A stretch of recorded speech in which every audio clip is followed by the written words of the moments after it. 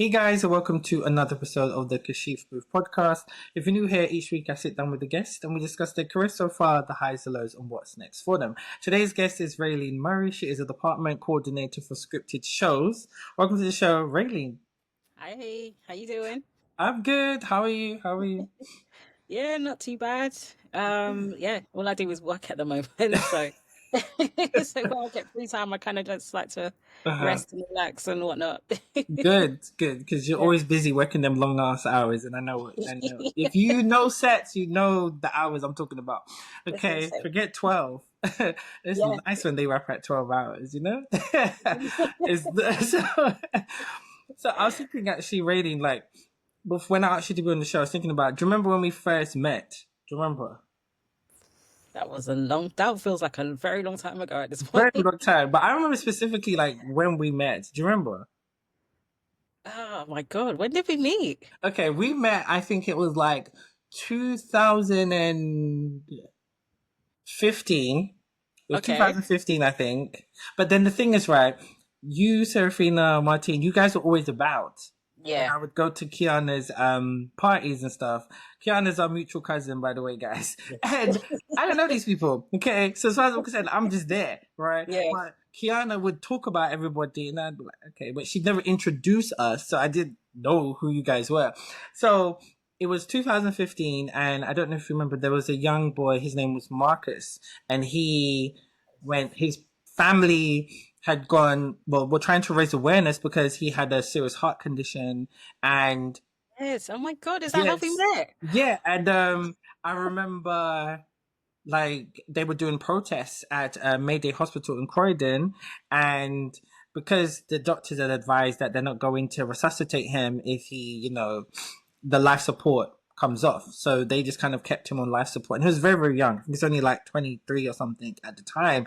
So it kind of went viral across, social media, and there was loads of articles, and they were on like the news a lot as well, talking about it. So Kiana had this idea where she wanted to record the protest and, do some edits and just raise awareness. So I was, young filmmaker, had my little DSLR, and I'm thinking likewise you had yours, and so she Yes. invited us both, and so we met. I remember we met outside West Croydon Station, and we walked all the way down to Mayday Hospital, and we recorded this protest, and we was there for hours, and yeah, that's how we met. I remember. Feels like such a long time. Like, oh my God, that you really pulled that out of the bag. Yeah, that was a long time ago. That was like 10 years ago. Yeah. So crazy. So what was it? 2014. It might have been 2014 Yeah, actually. it was definitely around that time. No, it was actually 2014. Yes, yeah. Yeah, because I remember I was working on the show, and I remember Kiana calling me saying that they wanted to use some of her footage, like from the protest, on like a news program or something like that. So yeah, Yeah. and that's how we met. And then I remember us like a couple years later, we bumped into each other at this like what was it? It was like a production company meet and greet, because I think we all applied for this researcher job. None of us got it, but they were like, "Come down to this job fair and meet." Look, I'm not gonna name the production company, and then they were like, "Yeah, come down, and you can meet all these producers, and you never know." It was a waste of time, because I remember you had to get there really early. It was all the way in Chancery Lane, I think it was, and it was Yeah. just like, remember, there was like bunch of us, and then it was just all like, it was kind of like a panel show, and then everybody was in a queue, and you'd go up and be like, "Oh, hi, here's my CV," and they'd like, "Oh, this is really good, oh yeah, you've got the credential, just keep going, thank you, next." Like literally that's all it was, and I was just like, okay, this was a waste of my time. They sold us a pipe dream of thinking we're going to get a job or Mm. something. No. I But do think you know so. what? It was character building. That's how I got to see it. Exactly. So yeah. So really, you have been in the industry for as long as I have as well. So like, how did you get started in this industry? Oh my God, it's such a long time. So I actually studied, so college times I studied BTech, media productions. Oh, Um I did the BTEC too. Best yeah, decision. so best decision because like prior to that, like in school that media wasn't a thing. So when I was like applying for courses and stuff, I came across this. So this was at John Ruskin College. If everyone has heard of it, it's in Selsdon, so that's Croydon. But the course itself sounded really interesting. And like I wasn't academically, I wasn't like the best person. So I was like, A levels is not really my bag. So I thought BTEC might be the best route. You know, there's not really much exams and stuff like that. So that sounded great. And like I was, you know, at that time as a kid, I watched hella TV, listening to a lot of reading like loads of magazines and stuff like that. So when I read the course, I was like, yeah, this sounds like it's going to be for me. Um, so yeah, studied media productions, and then when it was time to go to uni, and started reading up on courses, like what to do for a degree, I came across TV production. And like I said before, I'm a massive TV head. So reading like what that course entailed, I said, this, I feel like that's when I've decided I'm definitely going to go down a TV route. So yeah, studied media television productions at Westminster. So yeah, this is going way back. So I graduated in 2012. And then straight after that, I got a job at working at the Olympics. So as a logger. So Okay. that was like my official first job working in television. So that's sports. So I was the person that was recording and logging all the football and gymnastic games. I actually recorded and logged the first ever game for the actual whole event, Oh which wow. was Okay. scary. Yeah, because there was like 70 of us in the logging department, and I somehow got assigned the first game. I Like can't miss this one. pressure. Like damn. Because like, and literally, I had all my managers all like peering on me, making sure like everything's going right and stuff. Because obviously, it's like we have to like set the precedent. But after that, it was fine. So, but yeah, but getting into the industry after that, because I thought, okay, I've got, you know, working in the Olympics under my belt. That's a huge kind of thing to have as Yeah. a first Yeah. job. So Yeah. I thought, okay, this is what's gonna, you know, set my trajectory into getting into the industry. But Uh-huh. it never really worked out that way. Oh, So I know. Okay. so I ended up working a 9 to 5 job for like 4 years. Hmm. So which absolutely grateful for now. So yeah, I worked for Lambeth Council for 4 years as a gas servicing officer. But within that time, started making my own content. So that's how I met you. And then I worked with, you know, Sarafina and Martin, who are my cousins, on a lot of content as well. So by the time we got to about 2016, I think it was, that's when I was like, okay, I think I'm really gonna see if I can like try push myself to get like an actual job in television. So like to actually move into working freelance full time. Uh-huh. Loads of work experiences. I worked at two post production houses as a run. Like it was work experience, but basically you get treated as a runner, but you don't get paid.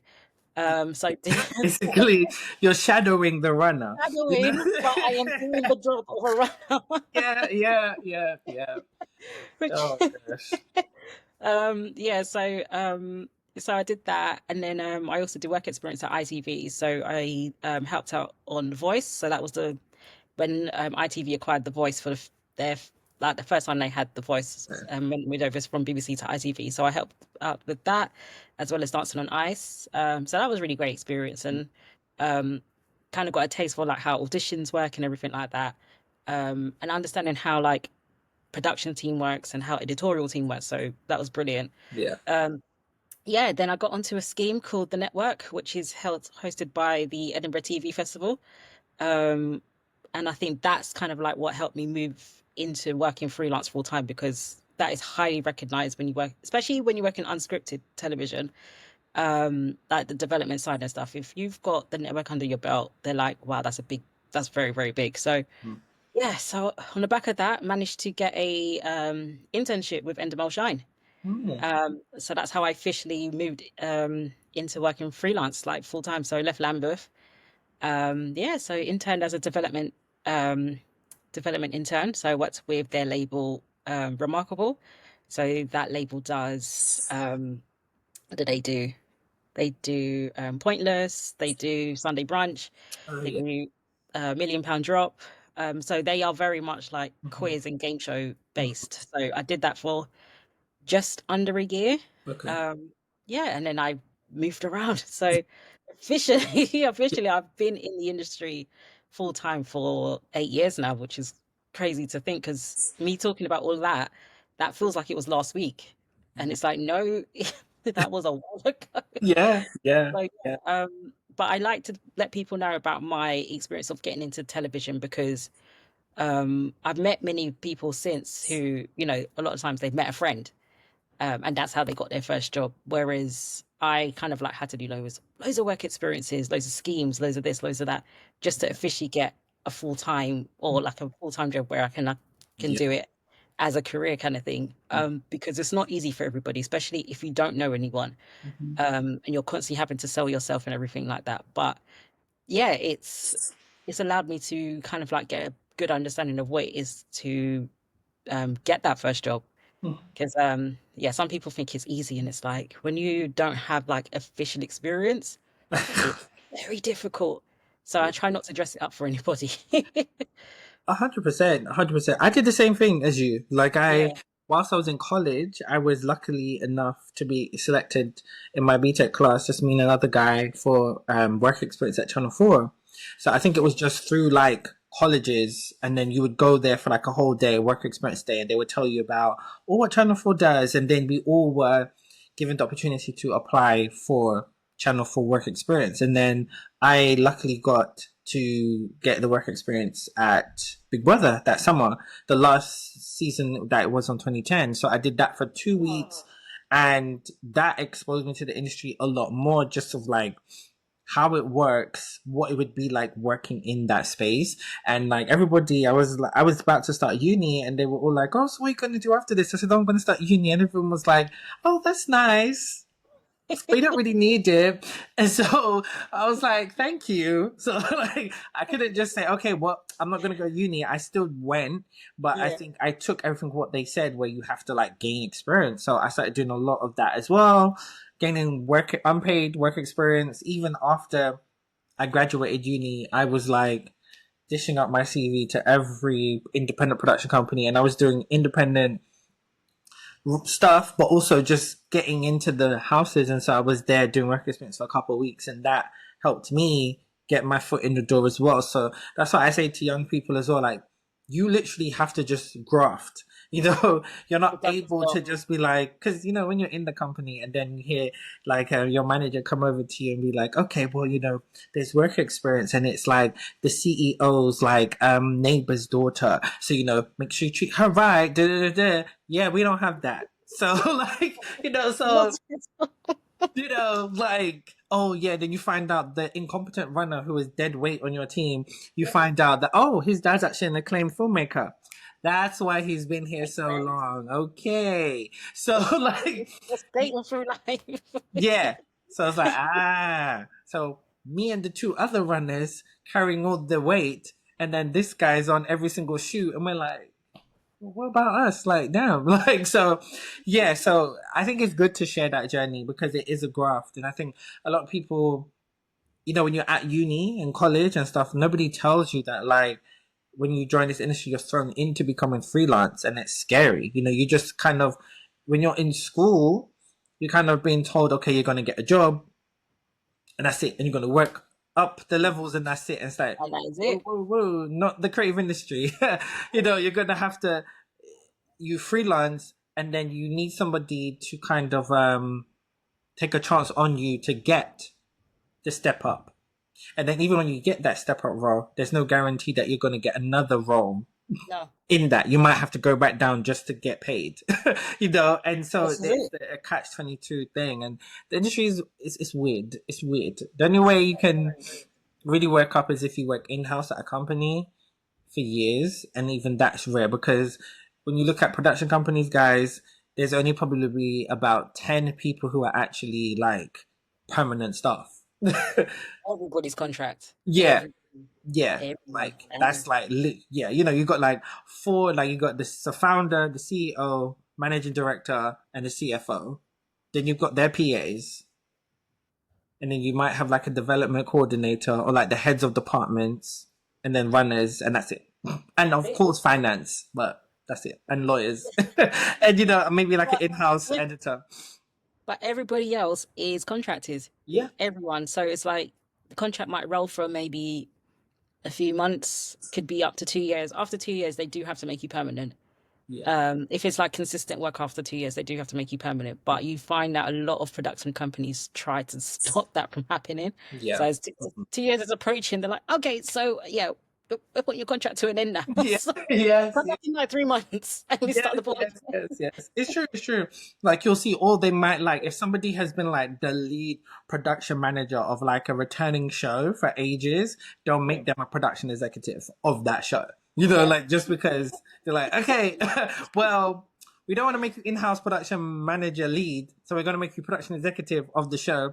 They're bringing a new production manager and do the same. Yeah. So yeah, so it's crazy. So It's obviously, to crazy. me, I always say that like to get into the industry, it's easier to get it through factual entertainment. I feel like that's the easiest way to get into the UK TV because they produce more factual TV. It's just always been like that for years. That's They're right. easy to make. They're very cheap. You know, I remember when I was a runner, I was looking at a budget for a show, and they were like, "Oh yeah, 50K." I'm like, 50K for a show. No wonder why. Because every time when I was a researcher, and I'm like begging people for money on the phone, and they're like, "Be serious." And Yeah. then, you know, Seriously. Seriously. yeah, seriously. So it's like, how did you find from like working your way up into non-factual and then move over to scripted? Because I feel like scripted was always what you wanted to do. So what was that like for you to kind of transition? Because some when I was trying to do it, they were like, "Oh, it's very hard. You know, it's very hard. Yeah. There's not enough transferable skills." I was like, "Oh," so it made me kind of nervous, but that's not true. Yeah. How So how did you transition? So I'll be honest, I always saw like the scripted world or high-end TV as like a pipe dream because it's like they're big budgets. To be Mhm. honest, I didn't even know where they were filmed or shot. I always thought it was in America. So I always wanted to be in television, but where I wanted to really be, that just didn't just didn't exist in my aura. I didn't know anybody in that side. So I just didn't think it was a thing to do in the UK.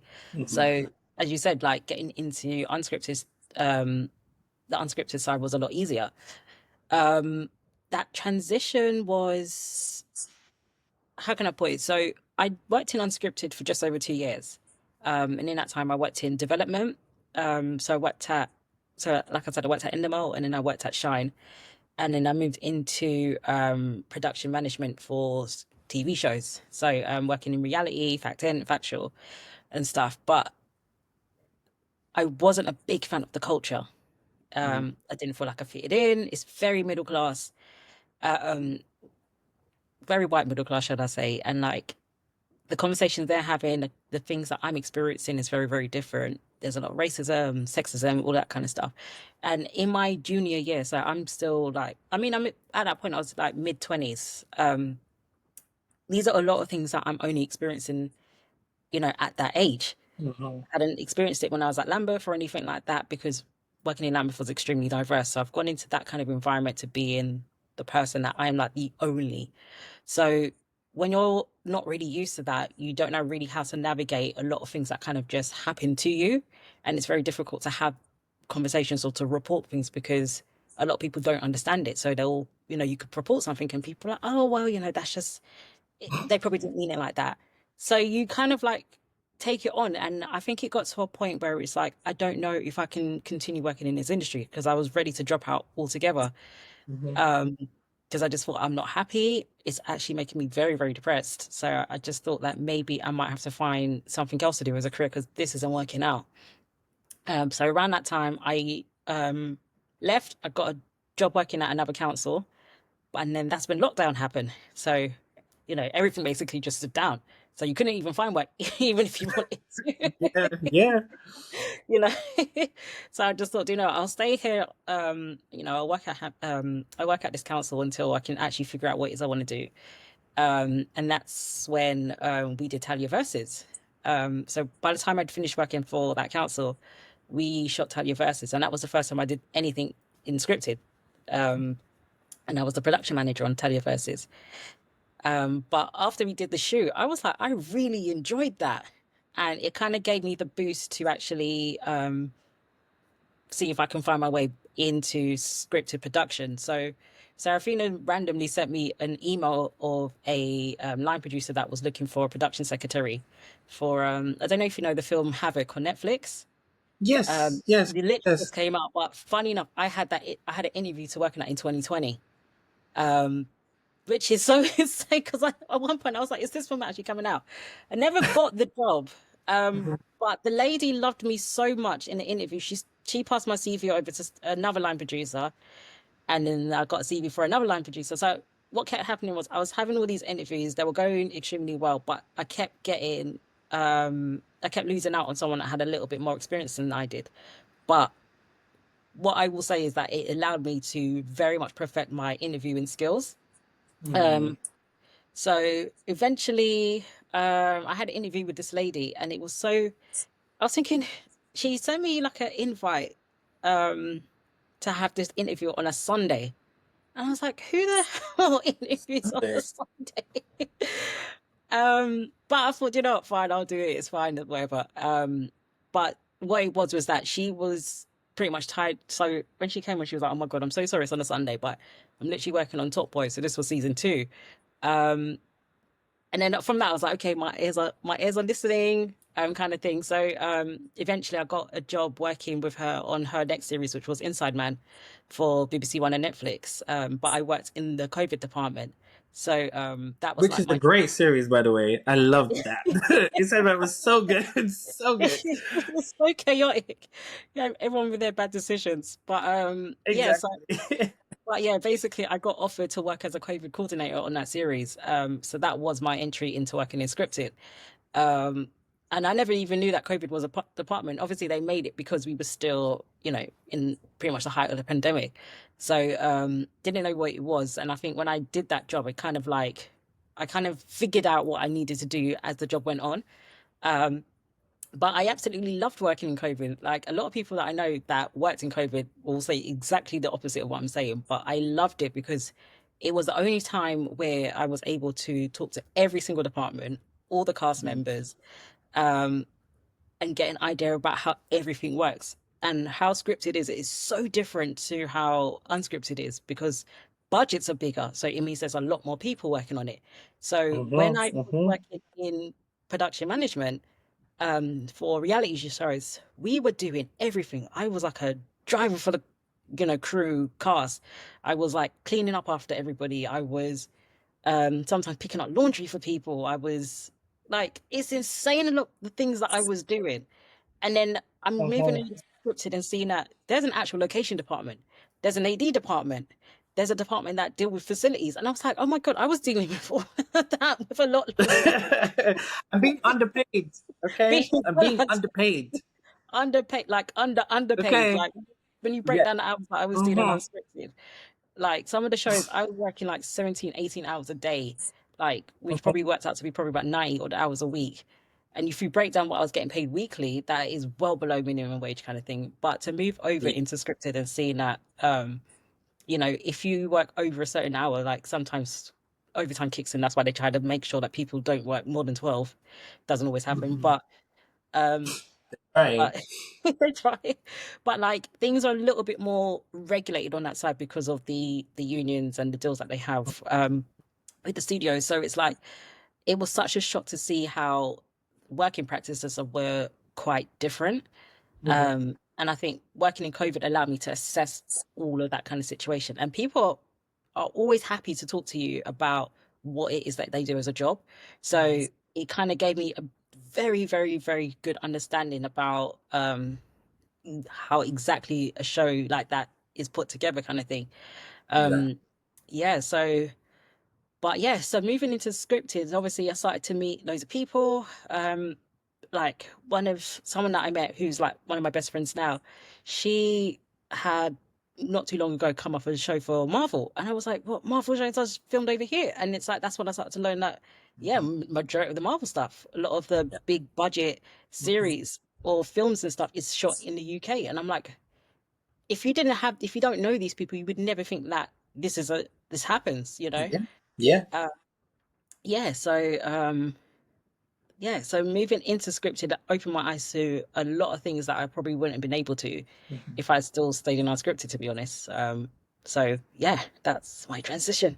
I love it. I love it because I knew. this was what was happening, but I like Yeah. hearing it in more detail. 'Cause I do, because like from Tyler versus, I remember we were Yeah. talking about that because I remember we hadn't seen each other for a while, and then I Yeah. remember we were talking because you had worked on Too Hot to Handle as well on Yeah. Netflix, and we were talking about, it, and I was like, oh, what? And I was like, yeah, I know, yeah, tussling. No, and like I understand because I took a break as well in 2019, and then COVID hit when I was ready to get back into it. So I was like, oh, great. And you need a break from the industry because it's I I learned quickly. Like, no, I wouldn't say I learned quickly. No, it took me a while. And what I mean by that is that like you're in the industry and you kind of are told to be very passive. And what I mean by that is like, people will say, well, you just have to take it. That's just how it is. Yeah. They're going to talk to you like this, or, they're making these wild comments, or, Yeah. people who you're supposed to be working with, or, or you speak to every day, and then one day they decide just to walk past you like they don't know you. It's like, oh, okay. Or I've had, That is when a I thing. entered into scripted and I was a production runner, it took me 8 months to realize that the lead producer never said my name once. I remember once he was trying to call after me and didn't, he kind of had to be like, because he didn't learn to try to know how to say my name. I was like, oh, wow. So I've said this man's name all the time, giving him tea because I had to do that every damn hour to go in and be like, hey, do you want some tea? And it's like, wow, Yeah. so. I embarrassed the producer on that one time. This is when I Mhm. still worked on Unscripted. Uh-huh. He was like, every day this man is asking me to do something. This was for a show for Sky One. Uh-huh. Every day this man was asking me to do something. It was like, oh hi, yeah, can you do this? Oh yeah. And it's like it's fine. The stuff he's asking me to do is not it was not that big of a deal. But it got to a day where I was like, do you know my name? Uh-huh. And he got so flustered. And he's like, I know your name. And I think from then he remembered my name. So it's like anytime he needed me to do something, he always mentioned my name. I was Good, like, good, because it's good. like, because it's like you can't be talking to me every single day, and at no point he never introduced himself or anything like that. Uh-huh. It was just like you're just coming to give out demands kind of thing. But no, at the least you can do because we are working on the same show together, like regardless of our role or positions and stuff like that, you should know the people that you're working with. It's extremely important, you know, because it's like, why are we here? Exactly. Have some respect for the people who are around you. Like, because I remember my friend saying to me once years ago, like how he had like I think one of his exec producers, like a lead producer, like they're really powerful in the industry now. He was like, they said like there was a point where when Cilla Black was still alive, you just didn't see her on TV anymore. You just didn't see Yeah, her anymore. That's because when this executive was a runner, she treated him like crap. Crap.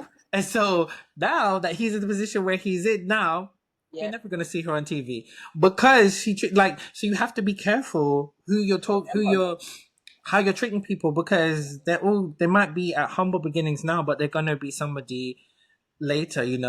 I even know what's it called. Like even if we take it to America, Jackie from Sister yeah. Sister 227, she said that Kenya Barris, who's the creator of Blackish, he worked on Sister Sister. She treated him like crap. Now No look at him way. now. Yeah, yeah. Treated him like crap, and now he's Kenya Barris. Yeah, he was like a production assistant on Sister Sister. So it's like you got to really be careful. But Yeah, it's like a broken record because people say it all the time, but they still do that. And like I would agree that like when you move into scripted, it's such a whole different world. There are enough transferable skills. However, I think some people just don't have the patience to just give you that little part of like teaching. Just say, yeah, okay, this is what you yeah, do, and let people do that.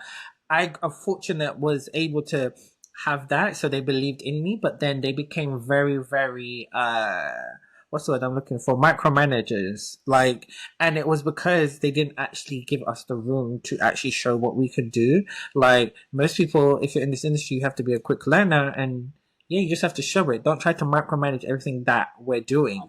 And so that was the issue. The kind of like, yeah. So that was food. That show that I worked on. It was Mr. Selfridge in 2015, I love and that. yeah, I worked on the final season. Wow, that was a turning point for my career Yeah, because I was ready to quit. Like I was like, enough. It was too much. Even had a fellow black girl, and ooh, she was. Yeah. It was, I was like, girl, like, yeah, and it's like what you were saying about how would they speak to you. It's like, I remember I would go and do what I was told to do, come back and report, and you're cutting me off mid sentence and saying, okay, I'm like, but I'm just telling you what you asked me to do. So why are you doing that? And I remember saying that to the production manager because she ended up doing her job, which is managing people and addressing the elephant in the room.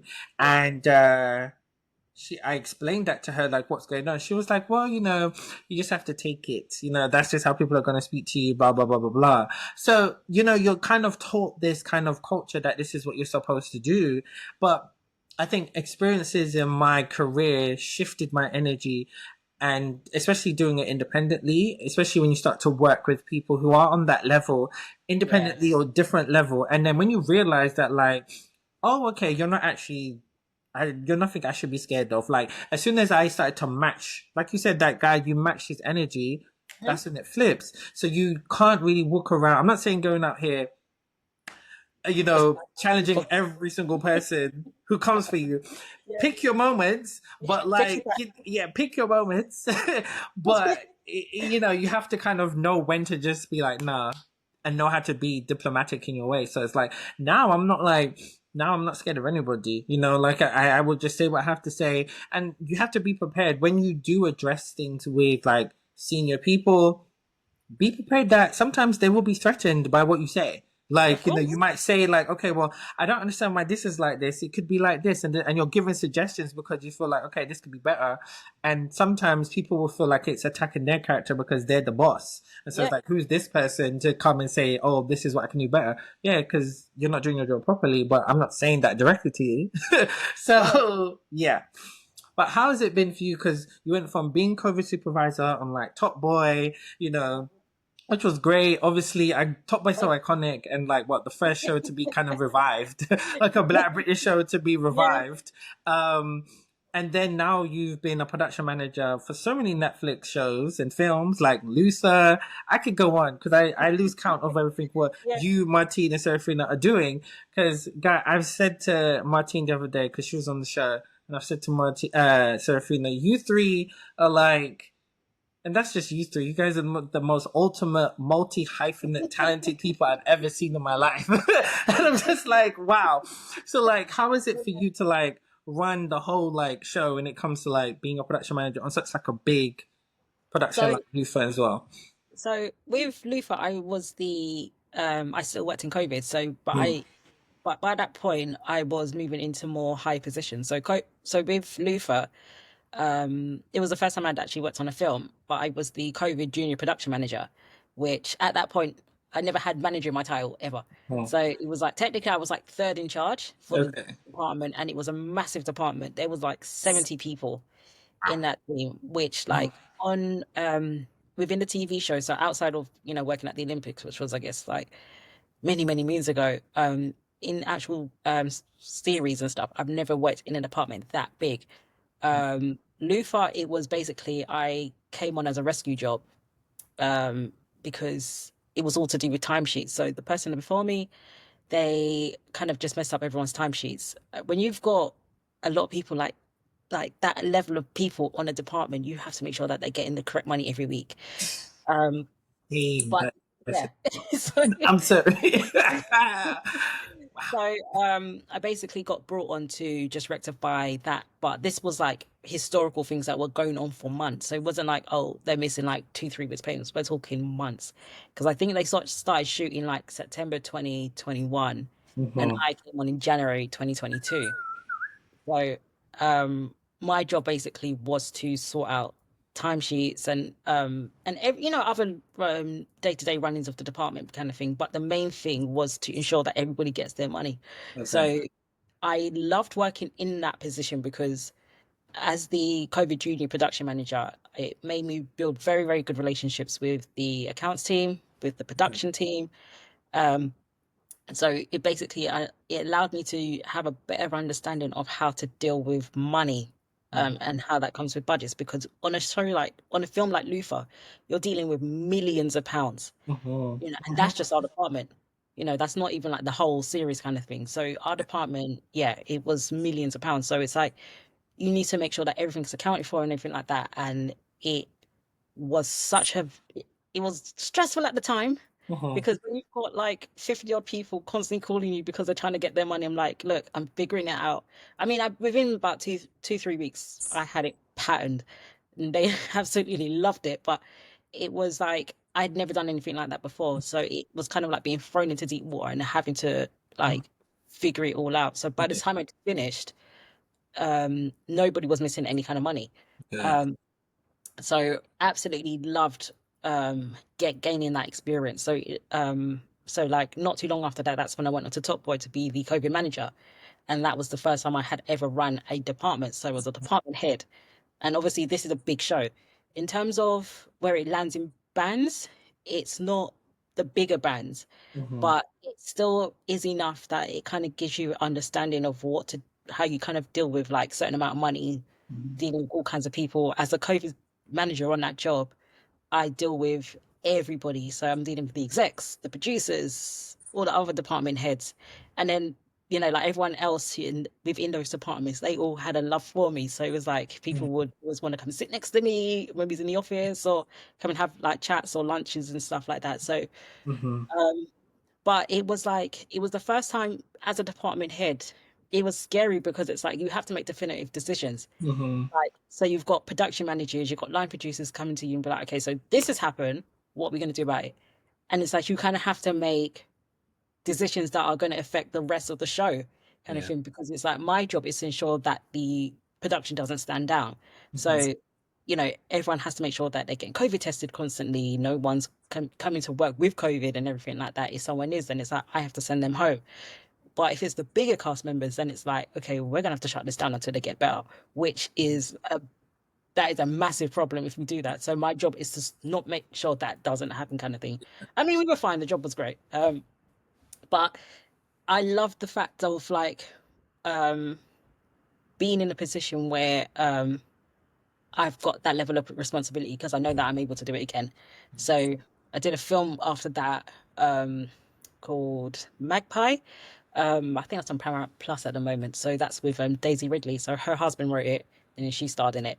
So it was kind of like doing the same thing over again. So it's like, okay, I know how to run departments. I know how to deal with producers and whoever else. It's all about building good relationships, like knowing how to talk to people, which is always like the main thing in Yeah. any capacity of when you work in these industries, kind of thing. Because there's a lot of people that don't know how to talk to people.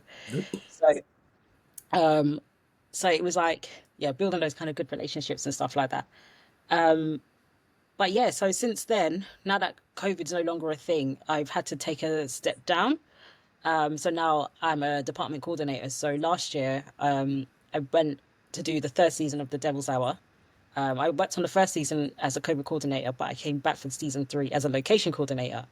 And I always said, Sarafina will laugh because she's somewhere agreeing with this, but I always said I'd never work in locations. you know, but but I absolutely love working in locations. I think what's been great about being a department coordinator is that so like for example working on Devils is that I got to learn how to understand contracts and agreements. So with that, in that department, you're the person that we send out the agreements with the people that the locations that we're hiring from, Yeah. and getting those signed off, getting them paid. Sometimes it's a few £100s. Sometimes it can go up to hundreds of thousands. And then it's like getting that signed off in a timely manner because it's like we've got to get all the trucks, everything's got to go in, art department, set deck, everyone's got to go in and do what they need to do. But it's like our responsibility to make sure everything is signed off, like even wording. Yeah. Learn, I learned very much on that job. Wording is Mhm. extremely important. So what is agreed on the phone, it needs to match up with what is in the agreement. Sometimes the locations we're hiring from, they might have their own agreement. So we'd have to pass it over to our legal team to make sure that they are happy with Yeah. us signing it, and all that kind of Mhm. stuff. Because it's like they might slip something in there where it's like that might be an issue for us and everything like that. So Yeah. absolutely loved that experience. And now I'm working on a series for Netflix, but I work in their prop making department, which I didn't know was a thing. Okay. Um, I can't say Of NDAs and whatnot, but course, of course. Yeah. yeah, but yeah. So now I am the person that I basically help out with like buying the materials and the supplies and everything like that for our department to make the props for the series. So um, again, we're spending big money. Like it's these are series that are very very big money kind of thing. So it's like you. I think what has been interesting is seeing um the two sides of working in this industry. So when I worked in reality, where you have no money, and like you said, you're calling companies asking for things for free because you have no Mhm. money, to be Yeah. Yeah. to being on the other side where it's like, no, we've got the money, so let's spend it, and we're gonna buy the Yeah. good stuff, you know. Yeah. Um, so it's like, yeah, it's been very very interesting to kind of like gain all of that experience. I mean, in the midst of all of that, I been a production manager on stuff for commercials. We did hard label together, um, Yes. and some few small little bits and stuff. But yeah, I'm yet to move. At some point, I definitely will need to go back into production to become a production manager. I'm just like, Mhm. but at the moment, department coordinating is great. Can't Yeah. complain.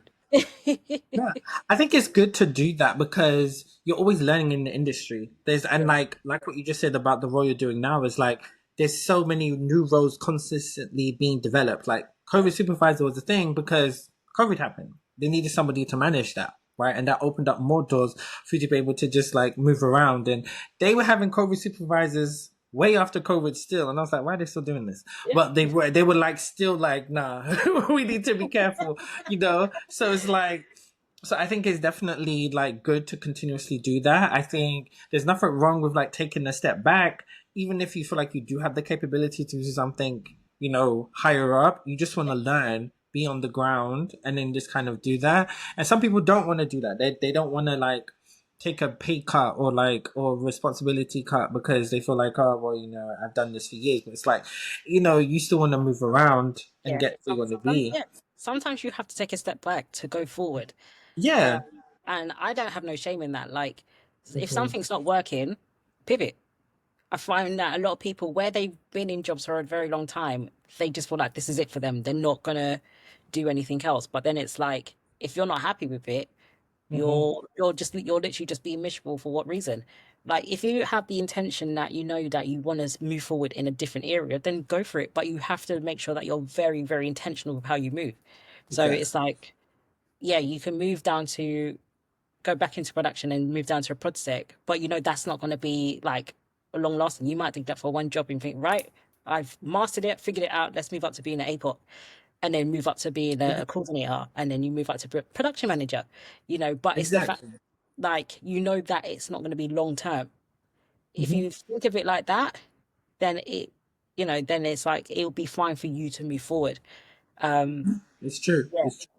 No, it's so true because I think a lot of the time it's like people would put fear into you, like, well, this is all you can do. Like, you have to work your way up and go here. People always used to say to me, well, what do you want to do? You have to figure out what you want to do, and that's it. And you're supposed to work your way up. Where that's not life. yeah, Like I remember saying to this director Marley, who I've worked with a lot, and it's like, no, like we fell into me and her very similar careers. We fell into all different placets into the media industry, and it's not because I wanted to. No, it's because I needed to work. I needed to work. I needed money. I needed, this is it. like what was I supposed to do? Just like, okay, well, this isn't what I want to do, but I need to just focus on this because I want to be here. It's like that's not how it works. And I'm so happy I've done what I've done because I've worked everywhere. Commercials, I've done scripted, I've done factual, I've done media operations. I'm everywhere. So it's like I understand how the industry works in so many ways, and there's still more to learn. So and then that's just constant money. And now I'm stepping into theater, and I'm like, okay, Uh, cool. So it's like, yeah, because I need to be everywhere, and it's just about the way how it's been slow. I need multiple streams of income. Okay, everywhere. yeah, Can you do this commercial? Yeah, yeah, yeah. That's fine. Oh, yeah. can you do this film? Yeah, yeah, yeah. Oh, can you do? Yeah, like that's what it's about. So I have money Yes, everywhere. As a freelancer, we yeah. can't just have one job. I'm sorry. No, No. I totally agree. Because like when I first started out, because you know where I said I worked at Lambeth, Yeah, yeah, yeah. moving moving into like when you work 9 to 5, it's Mhm. guaranteed money every month. You know, Yeah, you get your 28 days holiday or 26, depending on the job. yeah, You got yeah. your holiday pay, you got your sick pay, Hmm. and you know that every month on the 15th, you're getting your wage. Like it's always guaranteed, regardless of what. Moving into freelancing, when I finished at Endemol, it was the first time I had ever been out of work since I was 17. And it freaked me out because I was like, oh my God, I don't have I don't have no money coming in. What am I going to do? Hmm. Um, and I ran a job that was lined up for 6 weeks after that, but it was like, I'm out of work for 6 weeks. And it was a shock because I've never ever been in that position ever. Um, Yeah. and so it's like now it was like getting used to when you're out of work, either enjoy that time or find another job of some sort. It doesn't necessarily mean it has to be in television or film or Hmm. anything. So like in my quiet times within this industry, so even just before I started the job I'm on now, I did 3 months at Lambeth. Like I went back to Lambeth. I mean, they were happy to have me back. I was only there for 3 months, and they were like, "Listen, come back anytime." Hmm. It was Hmm. like just hit us up when you're out of work kind of thing. But it's like for me, it's a thing of money always has to be made. Like especially in this economy, like my bills don't care whether I'm in television or not. They Listen. just know that that money is going to pay off what it needs to pay off. Kind Yeah. of. So it's Yeah. like I am a huge advocate that where you can get work, take the job. Hmm.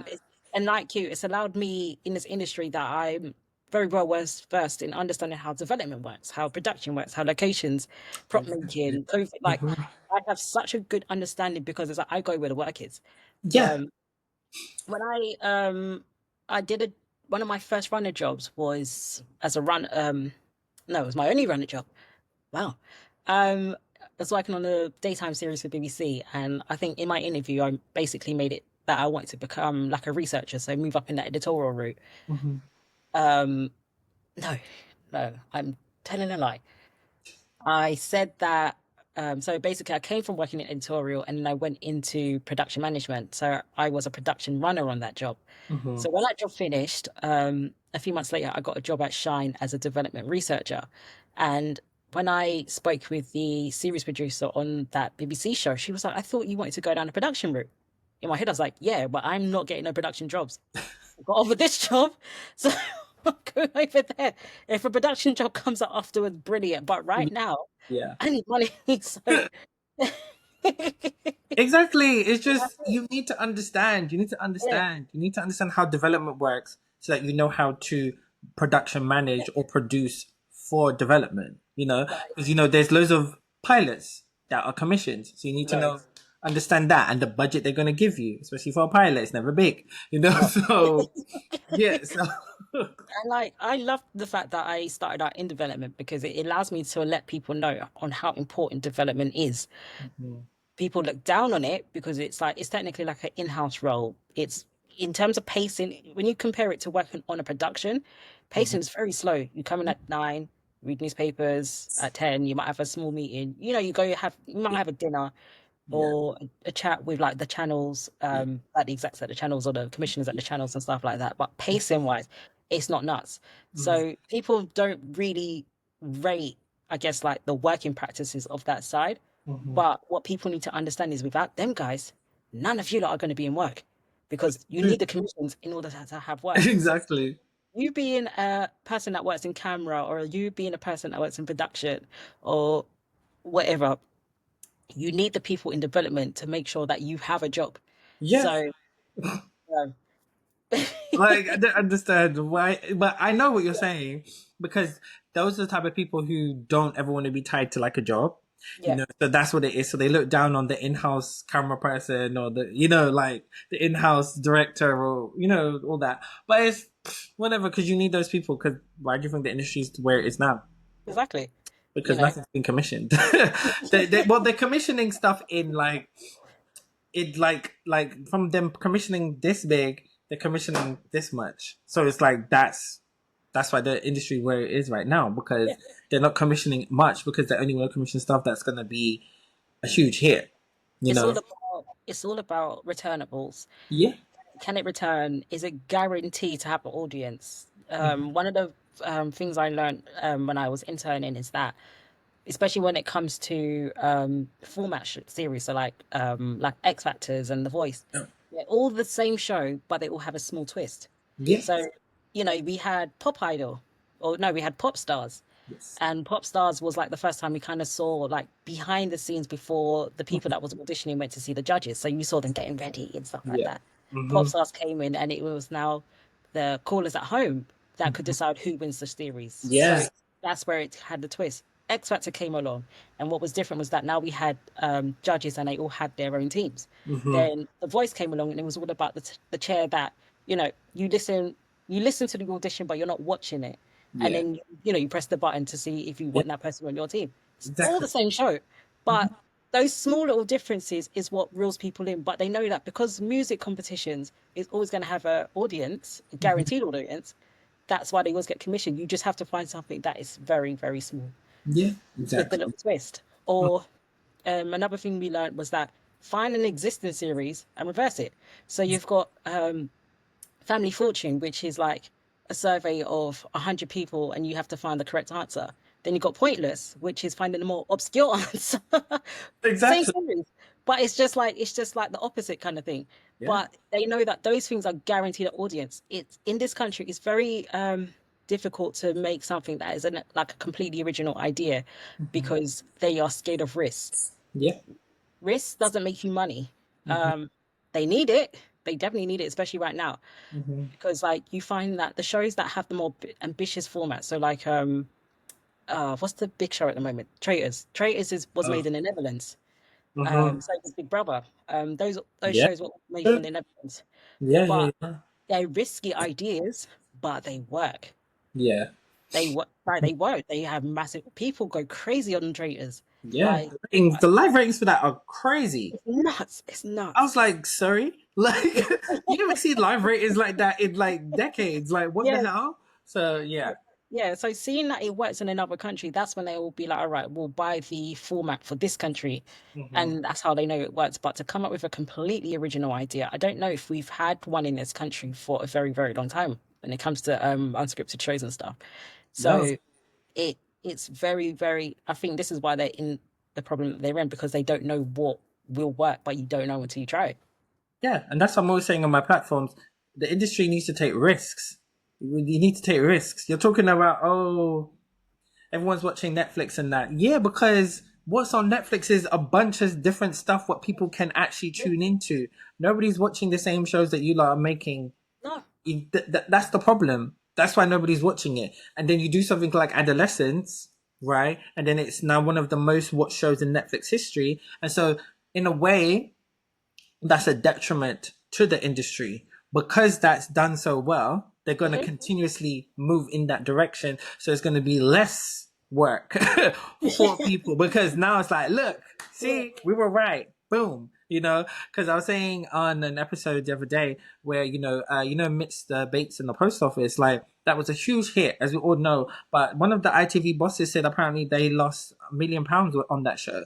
How? I want to know how you lost that much money. And I feel like that could have done well abroad if you pushed it out there because it's a scandal story. People would still watch it. So there's so much to that. So Yeah. why did you not push that more? What happened to BritBox and all that stuff? I don't understand why it wasn't pushed more like in America. That could definitely have got some Emmys and Yeah. nominations. Yeah. But it's kind of like Baby Reindeer, same thing. Same Baby thing. Reindeer's brilliant.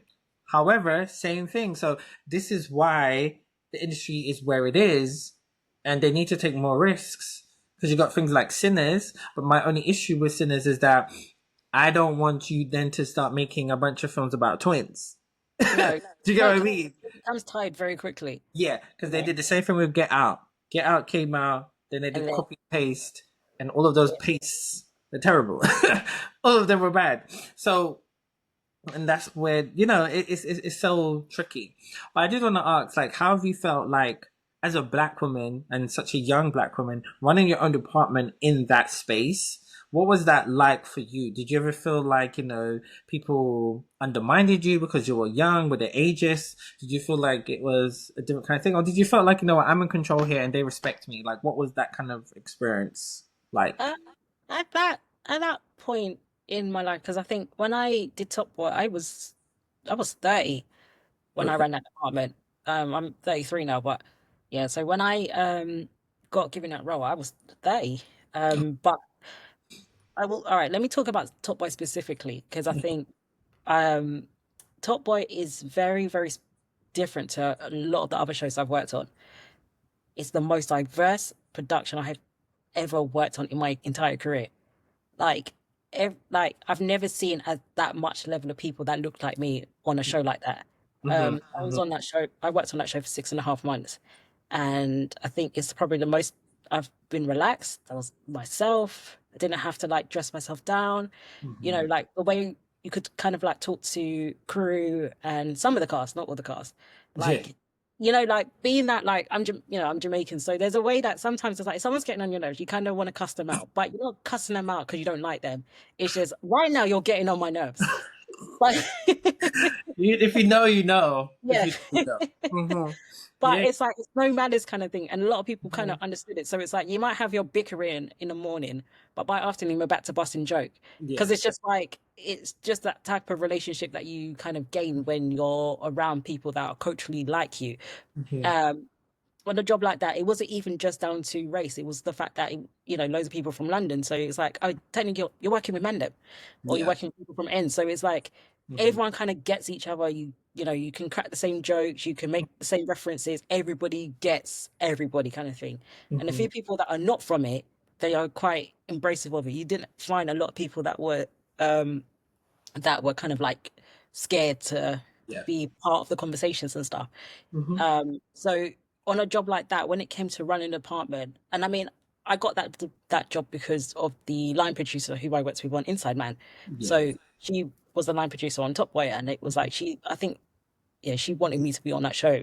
Okay. She very much wanted me to be on that show. So And you love that. It's like, yeah, yeah, yeah, yeah. Bring me in, bring me in. yeah, Yeah. the penny dropped when I had a conversation with her and the producer and production manager because I Yeah. thought I was having an interview, and then within that 30 seconds, I was like, oh no, this is actually my job.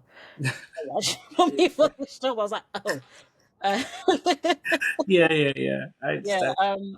Okay. But because I had like prior experience of working with the line producer on the job before, so we worked on the job the year before. It was like going to them for things, or if there was issues and stuff like that, it wasn't scary. I didn't have to Good. um you could be very, very upfront if there was an issue and stuff like that. And their approach to it was cool. Hmm. So it wasn't being on that job wasn't very trying in that retrospect of like feeling like I'm, in this position as a black woman, Hmm. I'm 30, which is not, it's still young. It's still Yeah. 30 is young. But I didn't It's feel so. It's young. Okay. yeah, but I didn't in that specific job. I didn't actually feel like I was having difficulty Okay. voicing my opinions or anything like that because it was very well respected. Hmm. That's why I always say that's like one of my favorite jobs I've ever done, because I had such a good time Hmm. working on that series. And I mean, I had learned a hell of a lot as well. Yeah. Made some friends, Hmm. people that I'm still like friends with till this day. Like that, we finished that like 3 years ago now, and I still got good relationships with people from that series still. Um, yeah, so I think, but as well, I think at that point as well, I had been able to build up on my confidence, Hmm. and where I have. By that point, I had a good understanding of how series are made, and I had a good understanding about what everybody does. So, like, I always say to people, when you walk in a room, act like you belong there. And when I started to do that for myself, Hmm. being a department head allowed me to walk into rooms and not feel like I can't voice my opinions, Yeah. or whether it's a good thing or a bad thing or whatever like that. But I'm going to say what I'm going to say, kind of thing. Hmm. It's something I struggled with in my earlier years because it's like when you're inexperienced, you're still trying to understand how everything works. So sometimes you're scared to say things because people are going to shut it down. Um, I found that there's a specific job I did where I knew a lot of the things I was saying was right, but because maybe I didn't say it confidently enough, or the people just didn't respect me, or the fact that I was literally the only black person within my department, Hmm. um, it always felt like, oh, that doesn't matter. Oh, Hmm. that's not a big deal. Yeah. Until, Hmm. the producer or the line producer comes in about a week or two later and says exactly what I said. Now everyone's like freaking out, like, oh my God, we need to get this Oh, done. And yeah, well, I yeah. said this, isn't Yeah. it? I Yeah. Yeah, yeah, yeah. Well, Yeah. thank you for sharing. I just wanted to ask you that because I've never asked you that. I knew what you've like, the departments you've run and stuff like that, but just being in that position, because I already know how brilliant you guys, you and your sister, and you're basically sisters, you know what I mean? You know how brilliant you guys are, but just in that space, especially Yeah. like on a mainstream level. So yeah, I really thanks for sharing. But not Martine, sorry, Raylean. So thanks so much for joining me on the show. That's fine. So where can people like see what you've done, the work you've done, and stuff like that? Where they could, I don't know, check out what you're doing as well. Um, boy, I mean, I've got Internet Movie Database page, so I actually updated it last week. I was so proud because it had like two credits on it. I was like, yeah, this is not right. But yeah, so you can check out what I've done on that. But yeah, so you can watch Inside Man on Netflix. You can watch Devil's Hour on Amazon. You can watch Too Hot to Handle on Netflix. You can watch Magpie on Paramount Plus. God, you can watch Luther on Netflix. See, look at the Tyler resume, on guys. YouTube. So See, yeah, Tyler versus Hard Labor coming soon. our Okay, labor's coming soon. So exactly. yeah, check it all Amazing. out. But yeah, and yeah, you can follow me on Instagram. So I'm underscore Hey Ray. So like Hey Ray. Yeah, so you can follow me on that. But yeah, that's it. Thank you. Well, thanks again for being on the show. And thanks, guys, for listening. You can follow me all on my user socials. You know them, there's a bunch of them. Stay tuned for new episodes coming soon.